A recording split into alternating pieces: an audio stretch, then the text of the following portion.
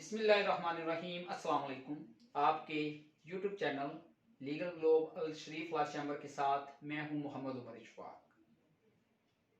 सबसे पहले first of all आप सबसे गुजारिश है कि हमारे चैनल को सब्सक्राइब करें और साथ आप बेल आइकन को क्लिक करें, बिकॉज हमने लॉ के तमाम टॉपिक्स की एक सीरीज स्टार्ट की है, तो हमने सीरीज वाइज वो अपलोड करने हैं। तो जैसे ही कोई न्यू लेक्चर हमारा अपलोड हो तो आपको फौरन नोटिफिकेशन मिल जाए।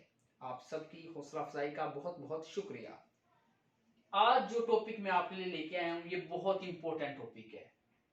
अगर मैं इसको कहूँ कि ये बेस ऑफ द लॉ है तो ये बात गलत नहीं होगी। असल में यही बेस ऑफ द लॉ है।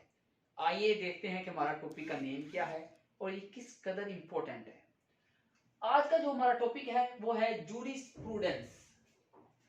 जो हमारे बच्चे LLB पार्ट 1 और LLB पार्ट 3 5 ईयर प्रोग्राम के हैं, उनको इस सिलसिले इस चीज के बारे में लाजमी तौर पर पता होना चाहिए। अक्सर उनके पेपर में ये चीज पूछ ली जाती है और उनके कॉन्सेप्ट के लिए ये चीज बहुत ज्यादा जरूरी है। तो इसलिए मैं आज का जो टॉपिक लेके आया हूं इसमें सिर्फ मेरा यही मकसद है कि आपको इस लफ्ज से जो है जूरिस्प्रूडेंस, इससे आगाही मिले। आपसे कल को कोई पूछता है, इम्तिहानात में पूछा जा सकता है, कोई इंटरव्यू में पूछ लेता है, या वैसे ही आपसे आपको कोई साथी पूछ लेता है, आप इंग्लिश जूरिस्प्रूडेंस की बुक पढ़ रहे हैं तो ये जूरिस्प्रूडेंस का मतलब क्या है, ये जो जूरिस्प्रूडेंस लफ्ज है इससे हम क्या मुराद लेंगे। At the end of the video मेरी पूरी कोशिश होगी कि मैं आपको इस वर्ल्ड के बारे में मुकम्मल आगाही दे दूं। आइए इसको स्टार्ट करते हैं। Jurisprudence basically mother of all laws हैं। हमारे जितने कानून बनते हैं, ख्वाह वो पाकिस्तान का कानून है, ख्वाह वो इंडिया का कानून है, या कोई USA का है, UAE का है, उसके लिए jurisprudence mother of the law है, यानी कि मां है। यानी कि हर चीज जो लॉ की अवॉल्व होनी है वो जूरिस्प्रूडेंस से ही अवॉल्व होनी है, यानी कि ये बेस ऑफ द लॉ है। अगर मैं इसको बेस भी कह दूं तो ये बात गलत नहीं होगी। ये ग्रामर ऑफ द लॉ है। अगर आपने उर्दू सीखनी है तो उससे पहले उसकी ग्रामर पढ़नी पड़ेगी। हम इंग्लिश सीखते हैं तो हमें क्या सिखाया जाता है, सबसे पहले उसकी ग्रामर सिखाई जाती है। अगर आप पर्शियन सीखना चाहते हैं तो आप क्या सीखेंगे, उसकी ग्रामर सीखेंगे। तो इस तरह अगर हम लॉ सीखना चाहते हैं तो पहले उसकी ग्रामर समझनी पड़ेगी, और उसकी ग्रामर की बुक क्या है, वो जूरिस्प्रूडेंस की बुक है, जो कि लॉ की ग्रामर की बुक है। यानी कि अगर आइंदा आपका कोई टीचर, आपके कोई दोस्त अहबाब आपसे पूछते हैं कि ग्रामर ऑफ द लॉ क्या है, जो लॉ की ग्रामर की बुक कौन सी है, वो कोई डिक्शनरी नहीं है ग्रामर, वो यही जूरिस्प्रूडेंस है। यानी कि grammar of the law is English jurisprudence. ठीक है, आप जो इंग्लिश जूरिस्प्रूडेंस की बुक पढ़ रहे हैं, ख्वाह वो आप किसी भी ऑथर की पढ़ रहे हैं, तो बेसिकली वो ग्रामर ऑफ द लॉ है। आई थिंक सो यहां तक आपका कॉन्सेप्ट क्लियर हो गया होगा। अब हम इस लफ्ज को तोड़ेंगे, इस लफ्ज को तोड़ के समझेंगे कि आखिर ये लफ्ज रखा गया है, किसी का नाम रखा गया है। जिस तरह पंजाब में कोई पैदा हो तो इस तरह का नाम अगर रख लिया जाए अल्लाह दिता, तो उससे बात समझ आती है कि ये खास इलाके के बंदों ने नाम इसका रखा है। इस तरह ये नाम जो जूरिस्प्रूडेंस रखा है ये किन बंदों ने रखा है, ये कहां से इवॉल्व हुआ है, इसका मतलब क्या है, इसका मकसद क्या है। तो इसी चीज को आज हमने हल करना है, इसी चीज को हमने समझना है। तो जो जूरिस्प्रूडेंस है ये लैटिन वर्ड है। आप कहेंगे सर हम हमेशा डिफरेंट वर्ड्स समझते हैं और वो हमेशा से लैटिन से निकले होते हैं, हम इतने वर्ड पढ़ते हैं लॉ के, ज्यादातर लैटिन से निकले होते हैं। तो बेसिकली ये जो लैटिन है ये रोमन की लैंग्वेज थी। ठीक है, जो रोमन लोग थे उनकी लैंग्वेज थी। बेसिकली आपका जो लॉ है वो वहां से इवॉल्व हुआ है, रोमन लोगों ने ही इवॉल्व किया है। तो ये रोमन की लैंग्वेज थी, वो लैटिन थी, यानी कि वो लतीनी बोलते थे, और जो उन्होंने नाम रखे हैं वो भी लतीनी में रखे हैं। तो लतीनी में अगर हम इसको तोड़ते हैं, अगर हम इसको दो पार्ट्स में डिवाइड करते हैं, तो ये दो पार्ट्स में कैसे डिवाइड होता है, जूरिस और प्रूडेंशिया। यानी कि मैंने इन दो पार्ट्स को अलग अलग डिवाइड कर दिया है। एक पार्ट मैंने जूरिस रख लिया है, और देन प्रूडेंस कहां से बोल हुआ है, प्रूडेंशिया लफ्ज से, जो कि लतीनी जुबान का लफ्ज है।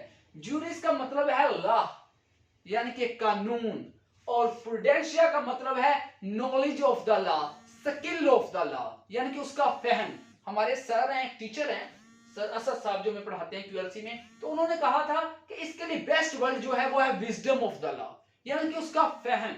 यानी कि आपको लॉ का जो फहम है उसको जुरिस्प्रूडेंस कहेंगे। वो इस चीज को इस तरह डिफाइन करते हैं कि देखें ये एक मार्कल है, आपको ये तो पता है ये एक मार्कल है, तो ये इसकी क्या है, नॉलेज है, आपको पता है ये मार्कल पड़ी हुई है। अगर आपसे कोई पूछता है कि ये कहां से बनी है, ये किस चीज की बनी है, इसको बनाने वाला कौन है, ये कहां से तैयार हुई, आपके पास कैसे पहुंची है, तो ये इसकी प्रूडेंस है, ये इसका विजडम है। तो जो हमारे वो टीचर हैं सर असद साहब, वो इसको नॉलेज नहीं मानते, वो कहते हैं ये विजडम ऑफ द लॉ है, और ये बहुत हद तक उनकी बात ठीक है। बेसिकली जूरिस्प्रूडेंस असल में विजडम ऑफ द लॉ ही है। तो आइंदा हम अपने जितने भी कॉन्सेप्ट इससे बनाएंगे तो हम उसमें यही कोशिश करेंगे कि हम जूरिस्प्रूडेंस को wisdom of the law, grammar of the law, mother of the all laws कहेंगे। आई थिंक सो कि आपका यहां तक कॉन्सेप्ट क्लियर हो गया होगा कि असल में जूरिस्प्रूडेंस है क्या।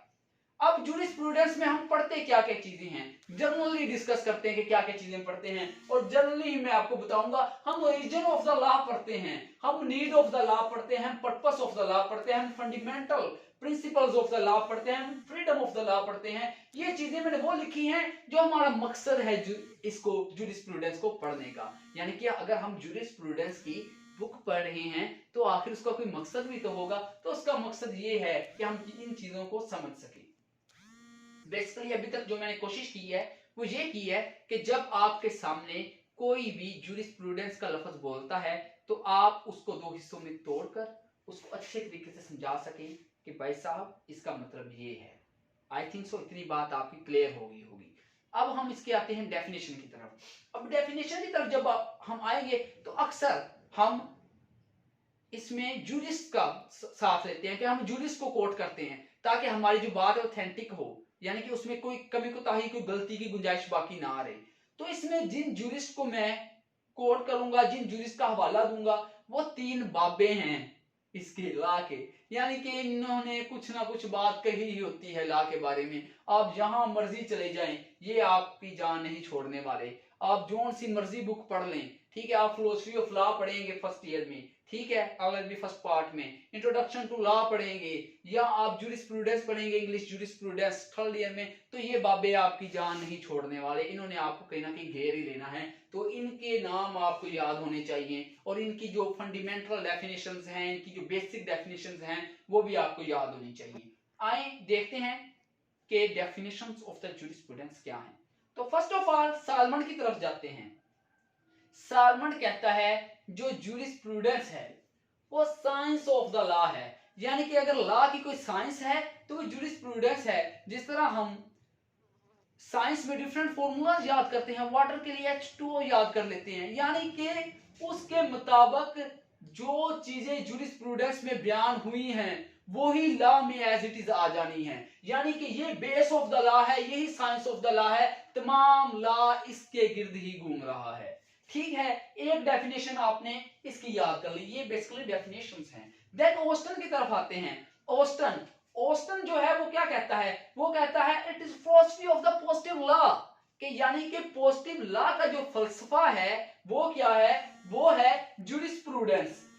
ये basically analytical school of thought का है, ये basically Austin analytical school of thought का है।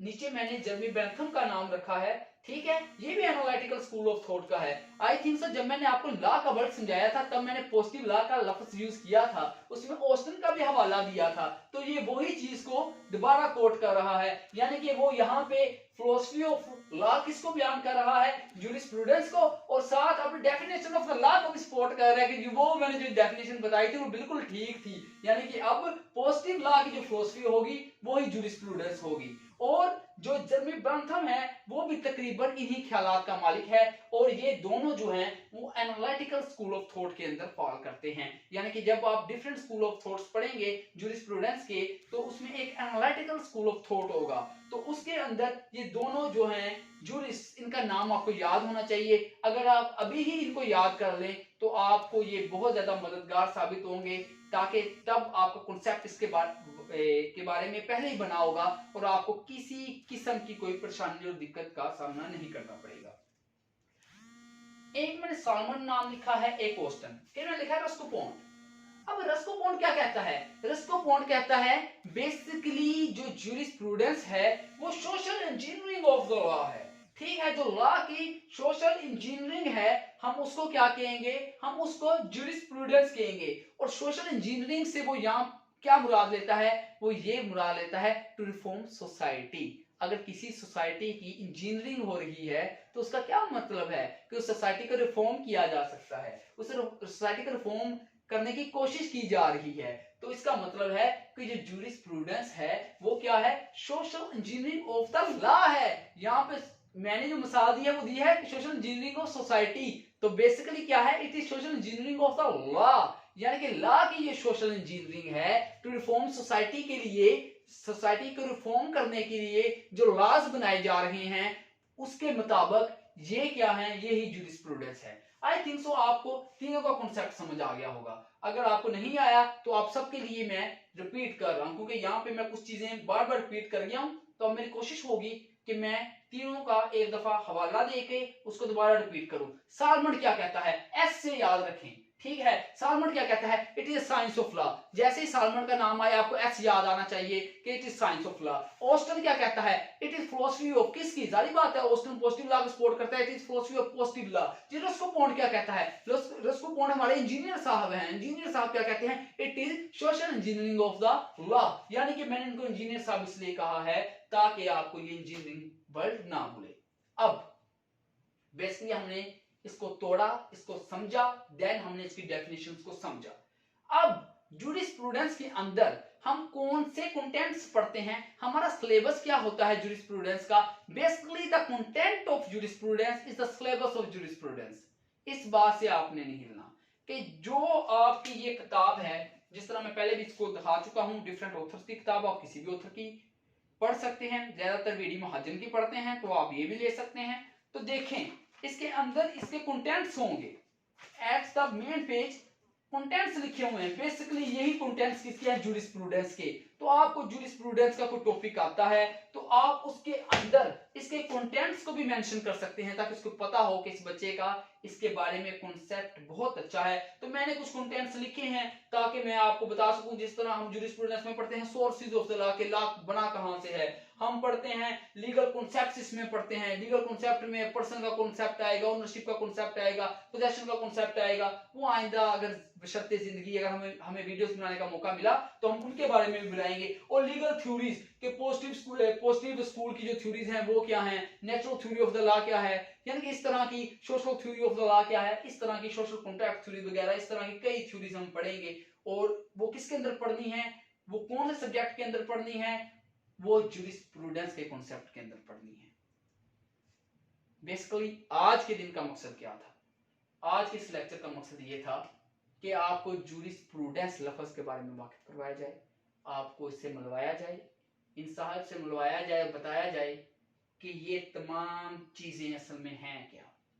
ज्यूरिस्प्रूडेंस की डेफिनेशंस को याद कीजिए, ये कहां से बना है उसको याद कीजिए, इन वर्ड्स को मत भूलिए, इसके पर्पस को याद कीजिए, ये तीन बाबें हैं इनके नाम को याद कीजिए, इनकी डेफिनेशंस को याद कीजिए और देन एट द एंड इसके कंटेंट्स को याद कीजिए। जो एलएलबी पार्ट 1 के स्टूडेंट हैं, एलएलबी पार्ट 3 के स्टूडेंट्स हैं और जितने भी बाकी हमारे क्लासेस के स्टूडेंट एलएलबी के लिए, उनके लिए इसको पढ़ना बहुत जरूरी है। इट इज 1000 टाइम इंपॉर्टेंट, ठीक है। तो इसको आपने लाजमी तौर पर करना है। इंशाल्लाह नेक्स्ट वीडियोस में एक अच्छे टॉपिक के साथ, लॉ के रिलेटेड एक मजीद बेहतर टॉपिक के साथ हम आपके साथ मिलेंगे। अल्लाह ताला हम सबका हामी नासिर हो, अल्लाह ताला हम सबको कामयाब करे, आमीन।